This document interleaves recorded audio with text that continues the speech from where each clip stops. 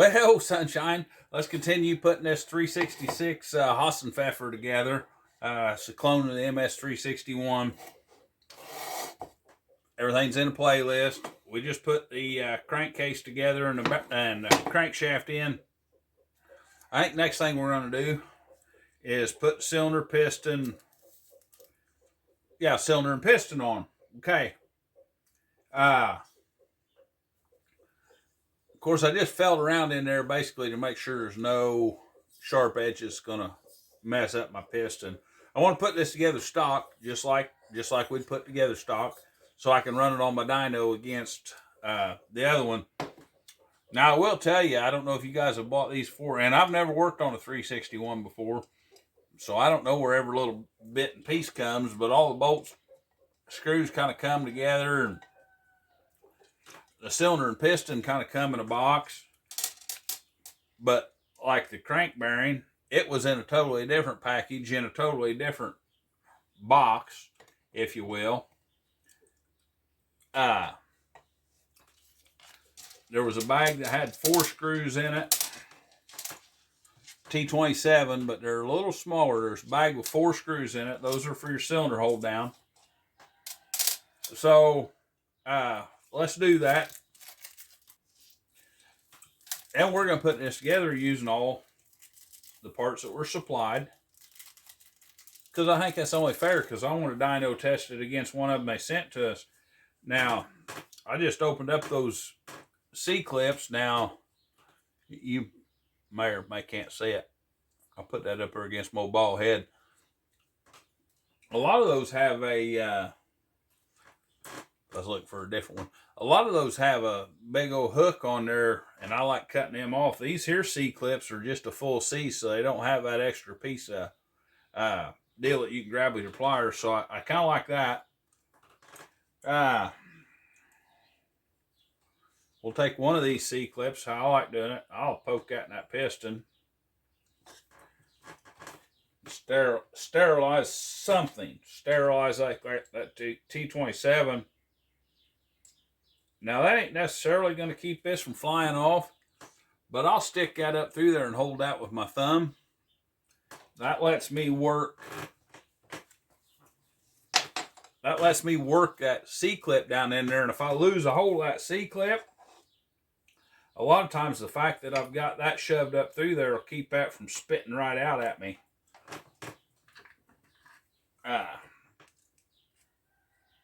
It'll kind of capture that. Makes it a little harder to work around.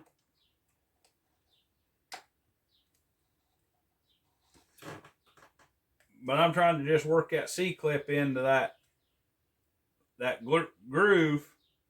And like I say, if it pops out of there, the fact that I've got basically a screwdriver shaft up in there helps me. If that falls out, good chance that'll swing around there like one of them girls at that dancing club. Instead of plumb flying off the deal, she's stuck on the old pole there. One side's down in the groove, and I didn't mention, I also got the wrist pin in there to keep it from turning sideways too far. Then I can shove that. Now, part of it's past that little groove towards the inside, and you just heard it snap in there. She's in there flush, and I can see her. She's in there all the way around. Now, I've heard it said you want to put the gap at the top or the bottom, and there's 2 benefits to that. If you'll chase that around with your screwdriver and put the cap at the top or at the bottom and rotate that wrist pin, that'll generally let you know if your wrist pin's seated good, because if you go to trying to twist that and your wrist pin isn't seated, it'll pop out. So it's kind of a double benefit. There's the exhaust side. We got an arrow on top of the piston. Those always goes towards the exhaust side. We got one locating pin here and the other one on the exhaust side, so the locating pins are kind of in an odd position on this from what I'm used to. on genital saws. We'll put this little 2-stroke oil in there. And we got my wrist pin on my left, or the nail on my left hand side. So we'll shove the wrist pin in from the right side.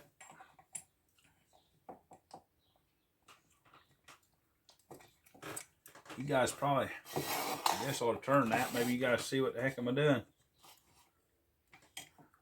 And I'm not, like I say, I'm not doing anything to this saw putting it together other than just how they supplied it out of the box, because I want to know what a guy can expect with no modifications, just buying one of these kits for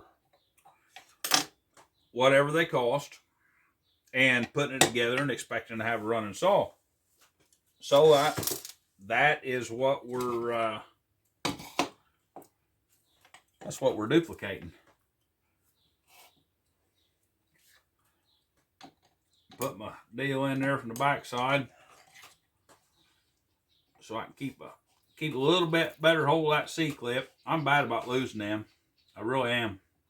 I probably got 40 pounds of them on the shop floor if I can find them all. And I'm going to sit here and chomp on my gum like a cow chewing his cud, because I ain't had a chew of tobacco in about a week. And this is generally where I'd get to spitting and doing bad, but I don't get to do that no more. So, appreciate you guys just allowing me to chew on my gum extra vigorous. I know it's probably I shouldn't be doing it. Not while I'm videoing. But I'm going to be honest with you. I feel like I need it right now. And a little bit of Hubba Bubba or Juicy Fruit. That's a pretty good way to go, I think. Now I'm going to run this gap up towards the top too.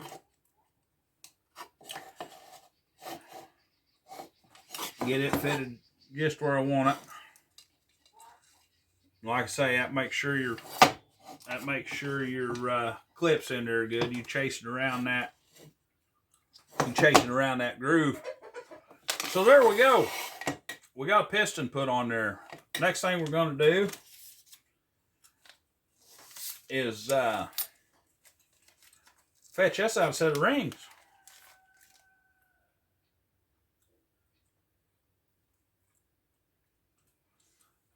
Pretty self-explanatory, but we got to have them.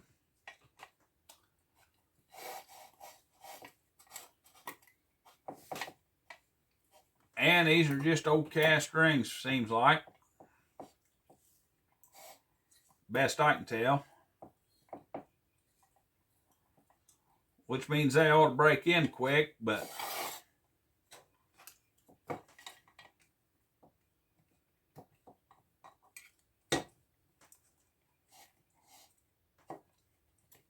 watch me break one of these right here on video. There.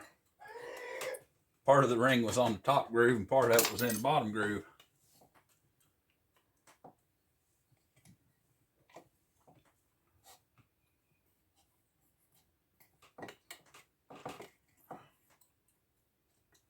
Okay, I like how that feels.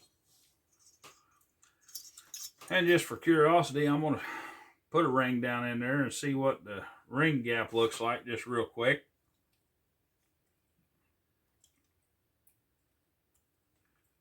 And without measuring it, it looks just fine. The reason I wanted to, as much as I want to put this together stock, I'm still going to look for a couple things that might just ruin a guy's day. And that's absolutely one of them.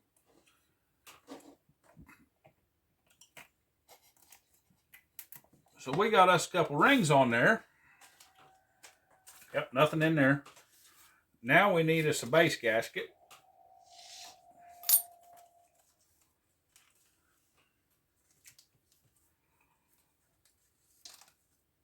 And it comes with what looks like a muffler gasket. It's in the same box as muffler gasket, or same bag.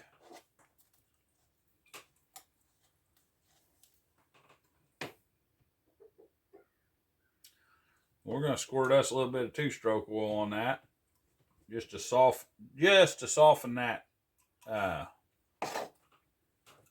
paper up a little bit.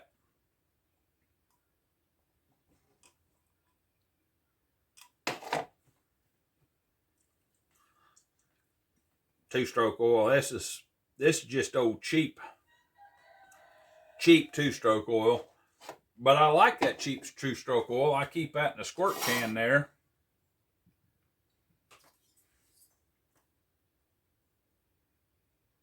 I keep that in a squirt can there to squirt up bearings and everything else. I'm not necessarily running a saw on it.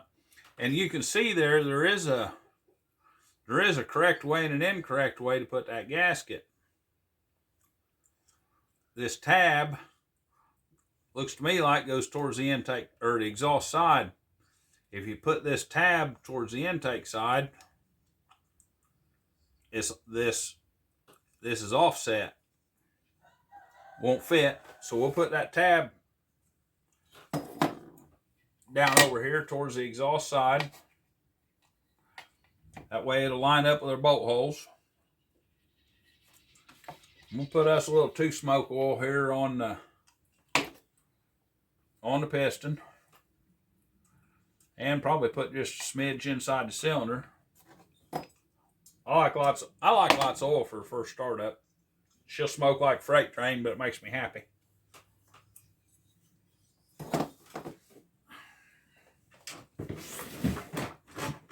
Now I use these little ring compressors. You can buy them cheap for 2-stroke stuff. It comes with like 4 of them. And I know a lot of guys put them together by hand and have good luck at it. I kind of like the old compressor. It helps me get those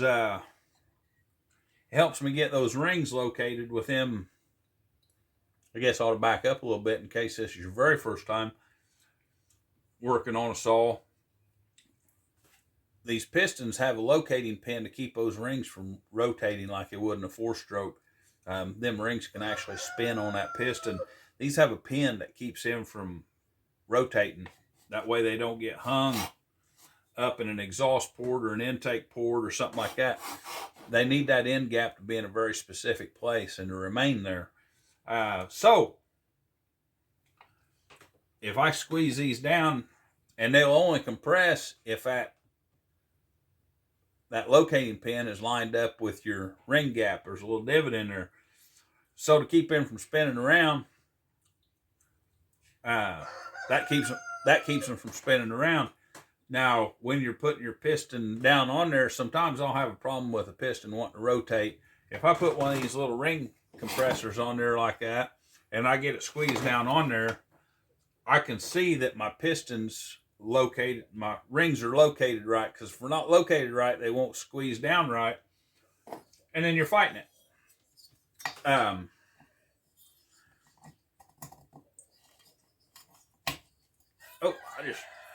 let go of that there and lost track of it.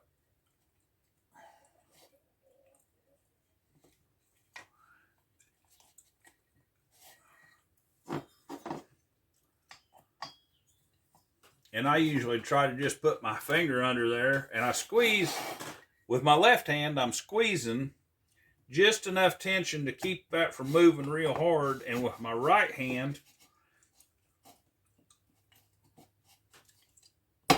I'm trying to force that piston down over them rings. I may have to stand up. And there's a fine line between having just enough pressure on that clamp to keep it from to keep the rings compressed, and not have so much pressure on that clamp that it won't let you slide the piston down on there. But once you get them started, you're in good shape. So we're gonna sit here and line these that gasket up pretty close. Like I say, there was a bag that had these 4 screws. They're a little bit shorter and smaller. That that only had 4 screws in that bag, so they were a little easier to tell apart from the other bags that had, well, different numbers of screws in them. I don't know. I'll be dang. The front screws on the exhaust side will slide down through the top of the holes. Now on the intake side, well, I'll just show you here. If we can drop that screw right in from the top.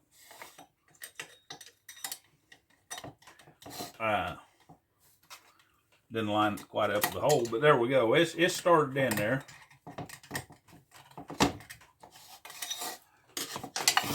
Now on the intake side, those won't fit down through there.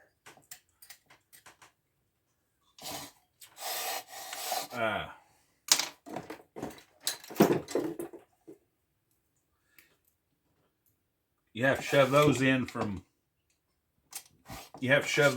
the bottom, which there's plenty of room to put them in there.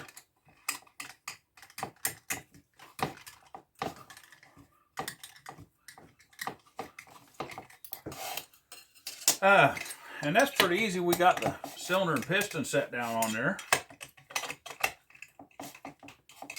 And we'll snuggle that up. I like going corner to corner and just snugging them each up a little bit at a time.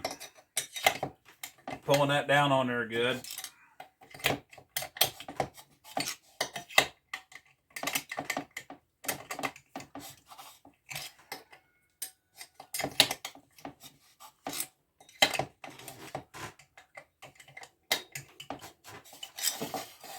And Bob's your uncle. We got her in there. She's about time for a spark plug and a... It's about time for a spark plug and a decomp plug if I can find one. Just to keep something from getting down in there. There we go. See, and that gives you an idea what's in this bag. What's in these bags? This is the one that had the rod bearing in it, right? Well, it's got a spark plug in it. I don't see necessarily what they have in common other than they all fit the same chainsaw. The bag that's got the rod bearing in it has a decomp plug, spark plug, clutch bearing, and oil filter. I don't know. If it makes sense to you, let me know. What one has to do necessarily with the other than they just all fit the same saw. So there we go. Guys, we got the cylinder and the deal on it. And I'm going to keep these short videos. There'll be a playlist of all this saw so you can... So somebody that's wanting to put one of these together can hopefully go look at it and do it. So guys, if I earned it, give it the old hitchhiker. If I didn't, give it the old Jewish Caesar. Consider subscribing if you want. And if you're just interested in specifically this 030 or this 361, we will get it on dyno and compare it to one that you can buy that was already put together by Holzfforma. See if there's any difference between a factory put together one and a part saw they send you. I've heard there is. We're going to put them on dyno side by side and find out. They're both brand new. Guys, appreciate her.